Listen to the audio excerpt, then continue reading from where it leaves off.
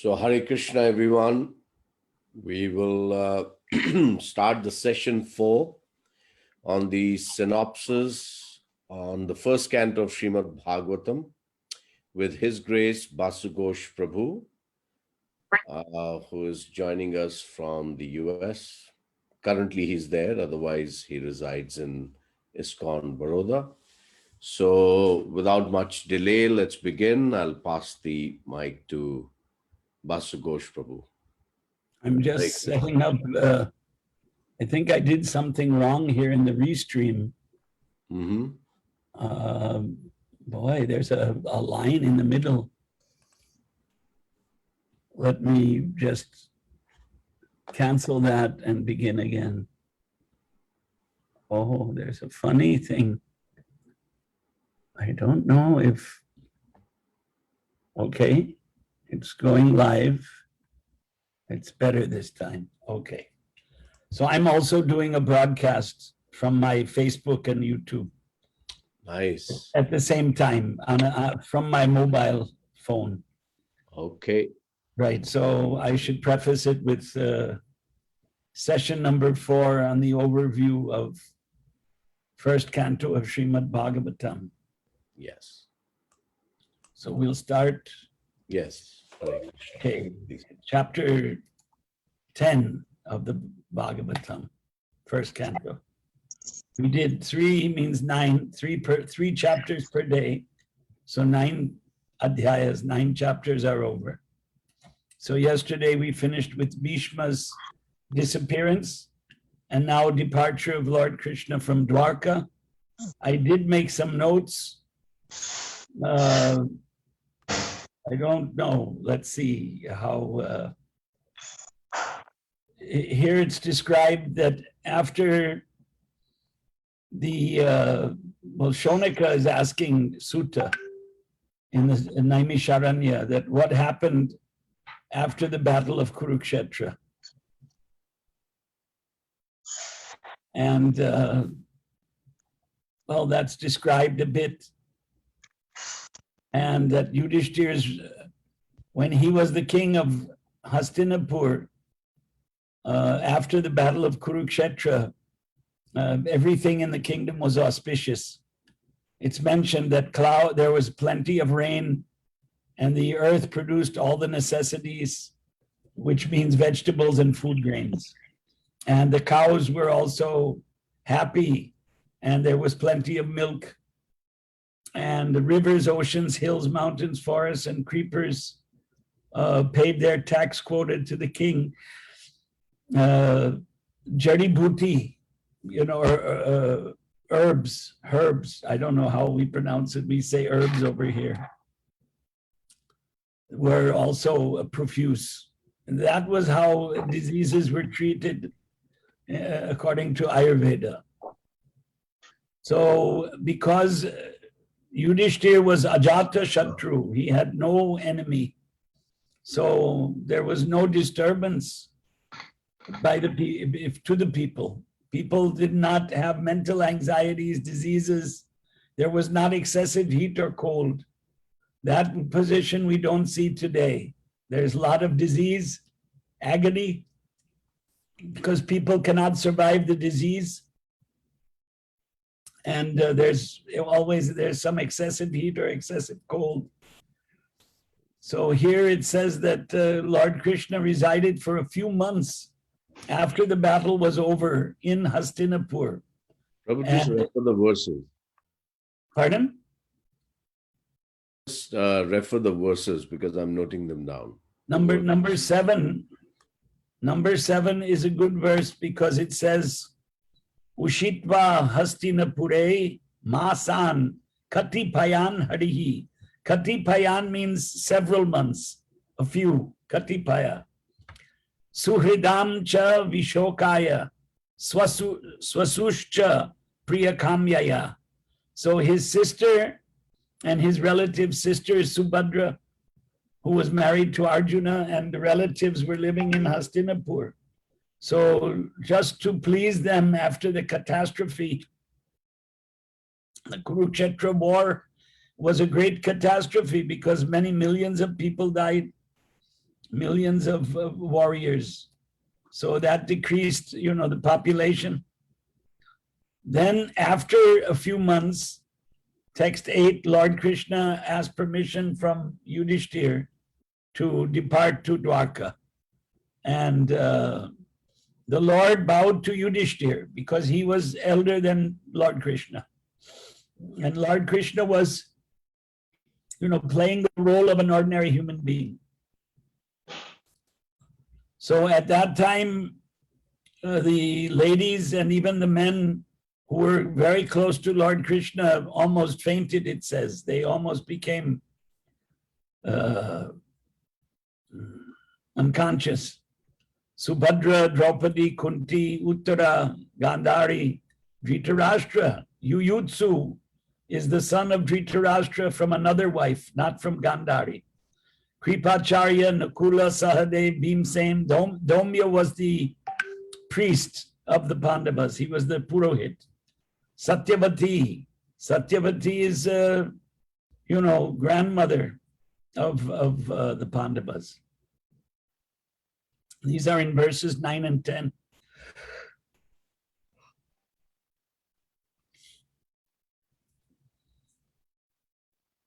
So Shaunaka is asking that how could these devotees bear the association, the separation of Lord Krishna? How could the Pandavas tolerate that? And, the attachment of the different relatives and devotees. And this description, unless we actually read the shlokas, the Sanskrit moolam, anyway, you get some idea. But Sanskrita moolam is also important. But tough language there. Like number 14, Narudhan Nudgalad Bhashpa Motkantyad Devaki Sute Naryat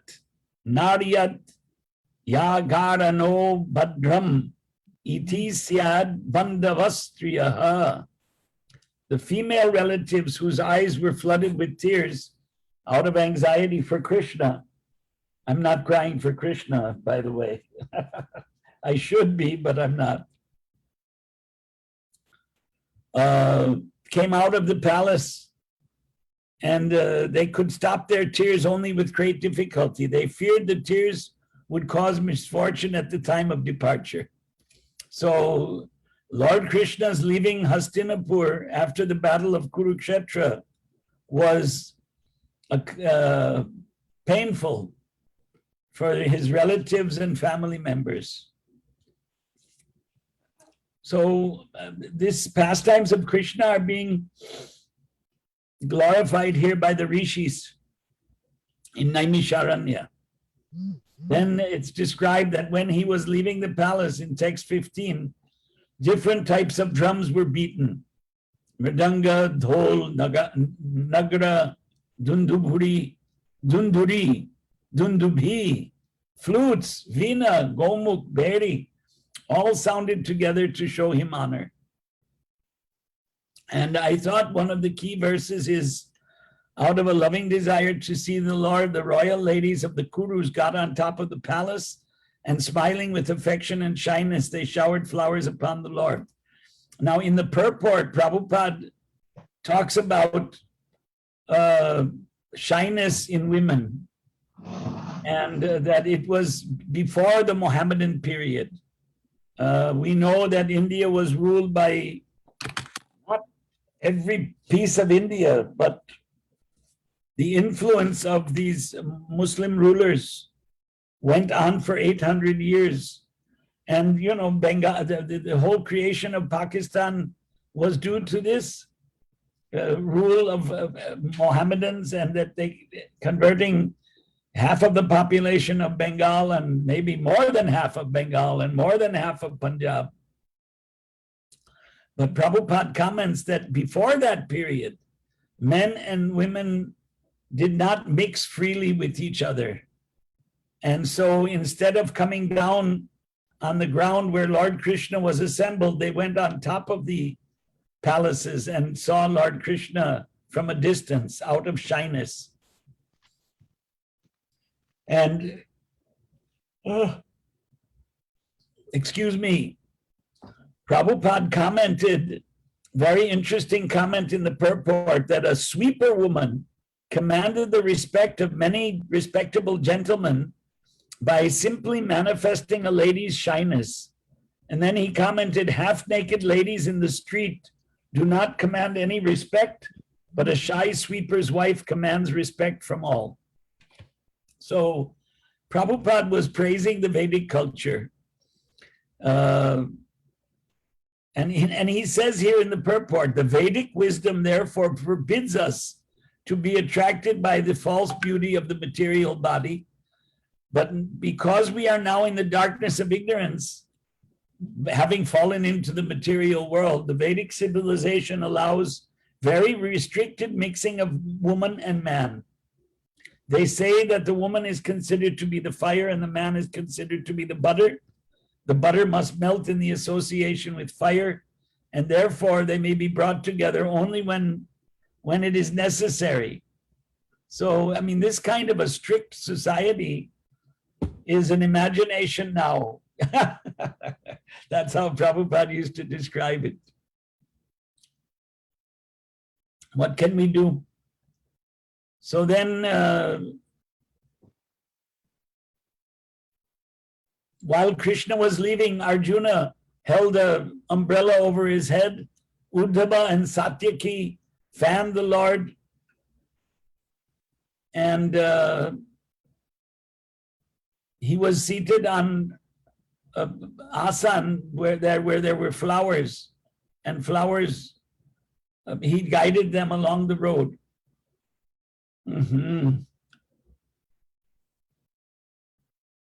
So the Lord was playing a part of a human being. That's mentioned in number 19. I think, I'm not sure. Nanu rupascha nirgunasya gunatmanaha. So this is how gunatmanaha is the word in Sanskrit for, pretending to be a human being, but he was not a human being. And the ladies who were, now there's prayers by the women who were standing on the roofs of the houses, and that is described as being more attractive than the Veda mantras. That doesn't mean that the Veda mantras are rejected by us or not considered to be important, but the glories of the Lord, the Divya Gunas, what is the words used here also? Oh, Uttama Shloka Achetasam. These are the words used, that the Lord is praised. Uttama Shloka. The best shlokas are used to describe Lord Krishna. So then, starting from shloka 21, are the prayers by these ladies who are standing on the rooftops. And it goes on and on for at least, I think it was, no, it doesn't go that, it goes to Recording in progress. 27. So then those ladies are praised by Shunika, Sutta Goswami, to Shunika. And Lord Krishna's wives are mentioned in text 30, that they never left the house. Etaf param street from apastape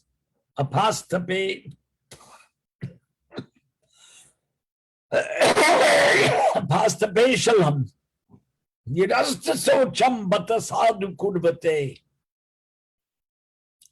yasam grihat pushkaralochana patir najatva pair yat yahritir yariti bhir hriday sprishan. little bit of a tough shloka there, but it says that the Lord never left them at home alone. And in the Vedic culture, women did not wander freely outside of the house. That was the system. That system is gone, although there are some places in India where they follow that system. Rajasthan villages come to mind.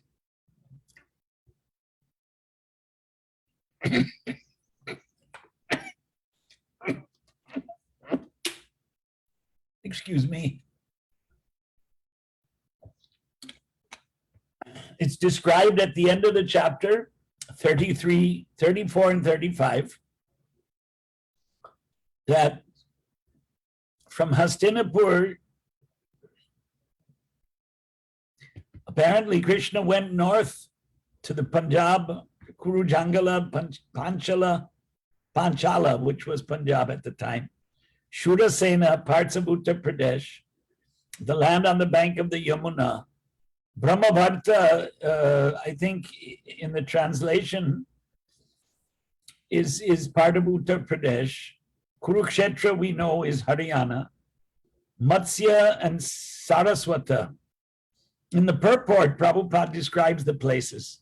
And the Marustala, Maru, is mentioned, Rajasthan, and land of scanty water. And then he came gradually through Madhya Pradesh and good parts of Gujarat to Saurashtra, which here is called Sovira and Abhira. And that's where Dwarka is situated. So we ran too long on this chapter 10. The time, I lost track of the time. So now 11 describes that Krishna reaches Dwarka after being in Hastinapur for so long. And the citizens all came out to welcome him. Text 4 and 5. The citizens of Dwarka Basis, they started praising the Lord Krishna in text 6.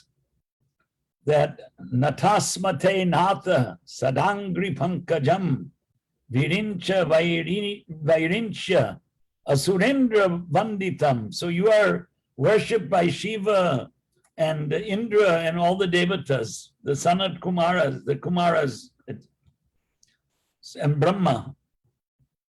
So, he's addressed as the creator of the universe in text 7. Bhavaya nastvam bhava vishva bhavana. So this praise of Lord Krishna by the residents of Dwarka is recorded here. And that goes on, that how can we exist without you? They were also bearing the separation from Krishna when he went to Hastinapur, and then the battle of Kurukshetra, and then he stayed some months afterwards. So here it says that the Dwarka Puri was filled with all opulences of all seasons. There were hermitages, orchards in text number 12, flower gardens, parks, and reservoirs of water, breeding lotus flowers all over. Just like Avanti was called Ujjain because of the Udhyana, because of these gardens. So any opulent city in Vedic culture had these type of arrangements. And Dwarka is one of the 4 dhams. And so it was, at the time of Lord Krishna, a very opulent place. And it describes that the places were all decorated, cleaned, scented water was sprinkled on the roads to welcome Lord Krishna. And auspicious things like fruit, sugar cane. To this day in India, when there's a big festival, they'll keep a full sugar cane outside the house. And incense, diyas, these things are also displayed whenever there's a festival. So when the news came to the residents of Dwarka, Vasudeva, Akrura, Ugrasen, Balaram, Pradyumna, Charudeshna, and Samba, the son of Krishna, were very happy, and they gave up their comfortable life and got up and hastened towards Lord Krishna. And Brahmanas were showering flowers on Krishna, and there were elephants, and it was a big festival. And Veda mantras were chanted. In number 18, it's mentioned, Brahma Ghoshena is the words. Brahma Ghosh means the mantras of the Vedas.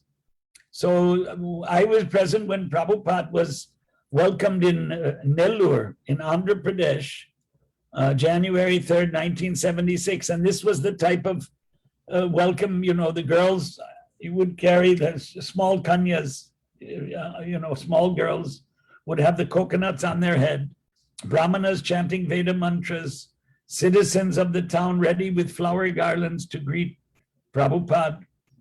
And Prabhupada commented to this small group of disciples that were on the train platform when he arrived from Madras, Chennai.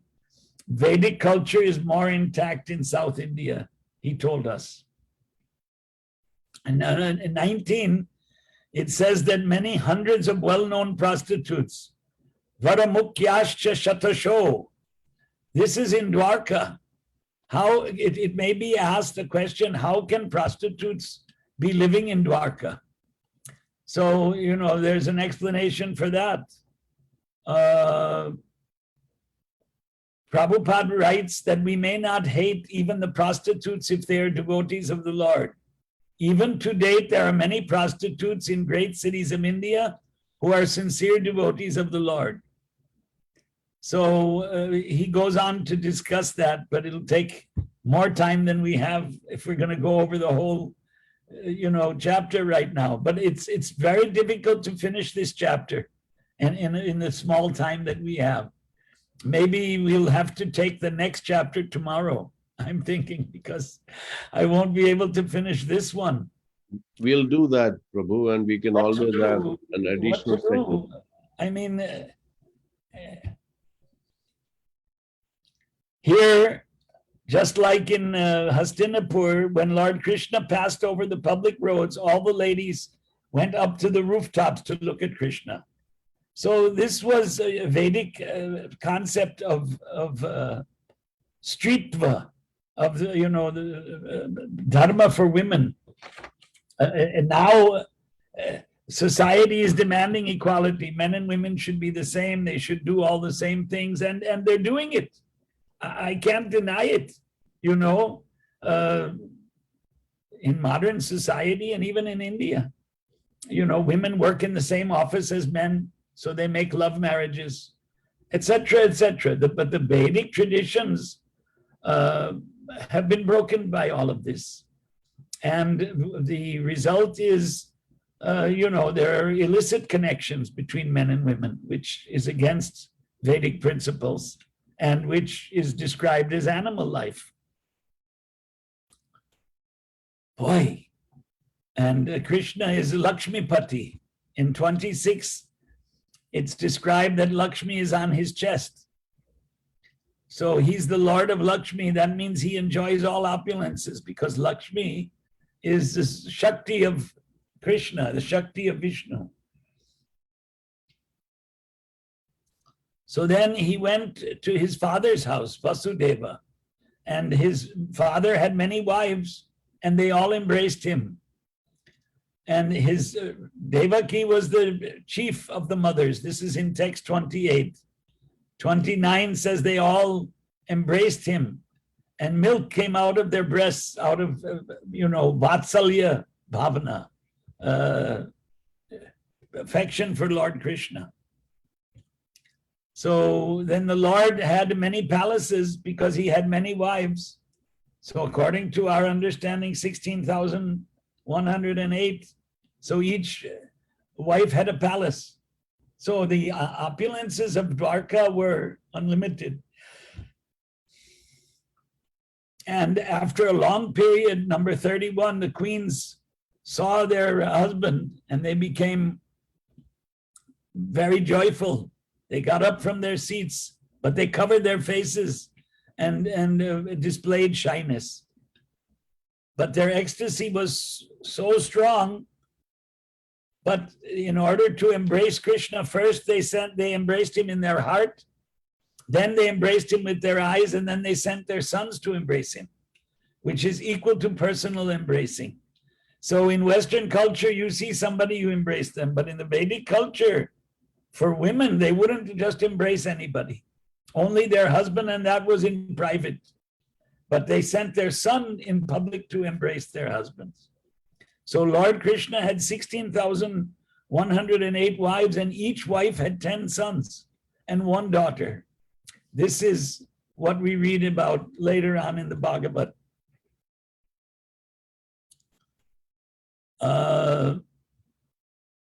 So it says in 34 that the Lord was pacified after killing those kings who were burdensome to the earth, who had become demoniac.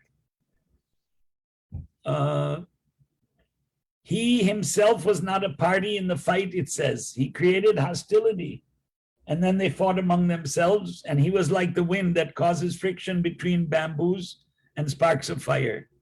Such a description is there.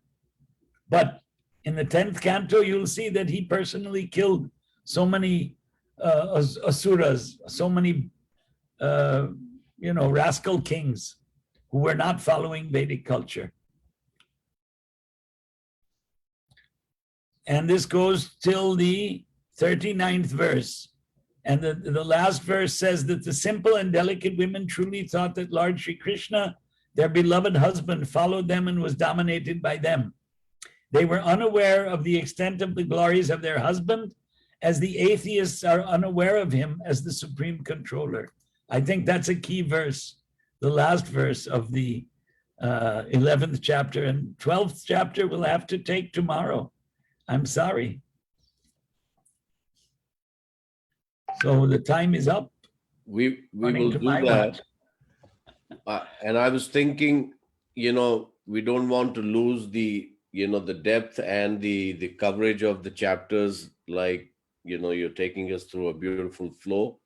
So we can go on tomorrow and then on Friday also, so that, we finish all the chapters, so we can extend the sessions. You mean, have one extra day? That's right. Today being Tuesday, Wednesday over there. I see Wednesday, Thursday, Friday. Yeah. So for me, it's Tuesday, Wednesday, Thursday. Okay. That's right. Because we have Tuesday night at 9:30 in the night here. Yes, that's right.